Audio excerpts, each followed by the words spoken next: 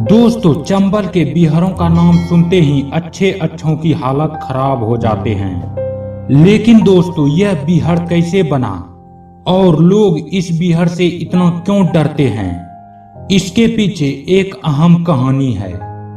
दोस्तों, चंबल नदी मध्य प्रदेश के सबसे बड़े शहर इंदौर के मेहू नामक जगह के पास से जनपाव की पहाड़ी से निकलती है और यह नदी मध्य प्रदेश के महू से लेकर ग्वालियर, भिंड, मुरैना, जालौन और राजस्थान के कोटा तक लगभग 950 किलोमीटर से भी अधिक क्षेत्रफल में फैली हुई है।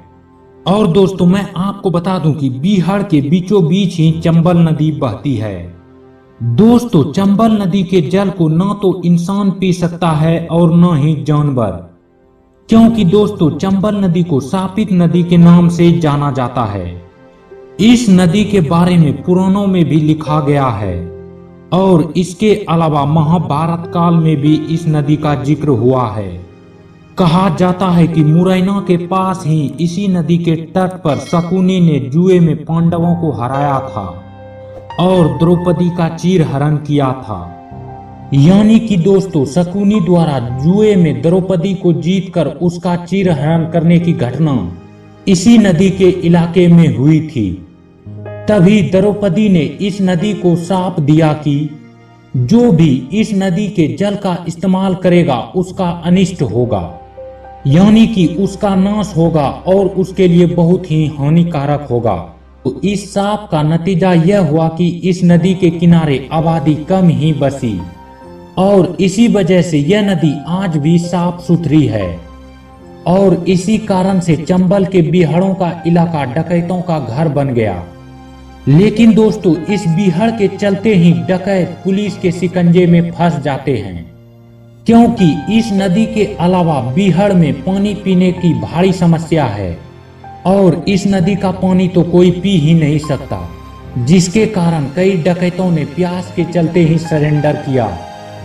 दोस्तों, चंबल के बीहड़ का पहला डाकू था चंड महासेन, जो अपने अधिकार छीन लिए जाने पर बगावत कर डाकू बन गया था।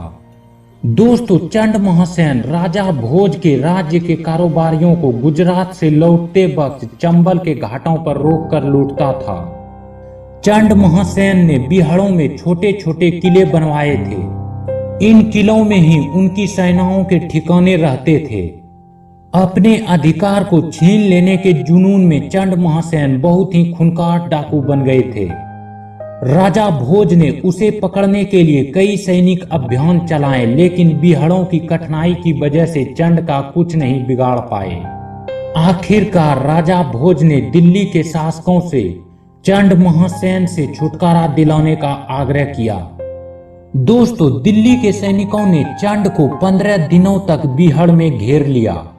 बीहड़ में पानी नहीं होने के चलते उसके सभी साथी प्यास के चलते ही दम तोड़ दिए और चंड महासेन भी मारा गया। इसके अलावा दोस्तों, कानपुर देहात के बहमई गांव में ठाकुरों को मौत के घाट उतारने के बाद फूलन देवी चंबल की घाटियों में ही छिप गई थी।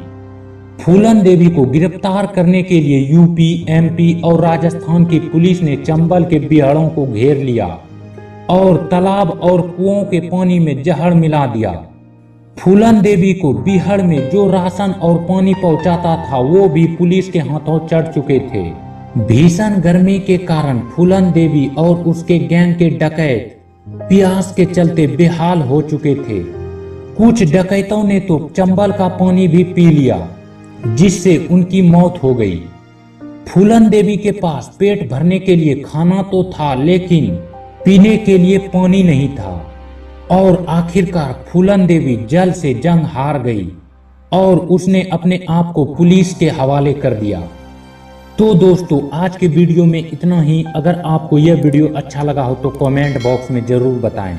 और अब हम लोग मिलते हैं एक नए वीडियो में एक नए इंटरेस्टिंग टॉपिक के साथ।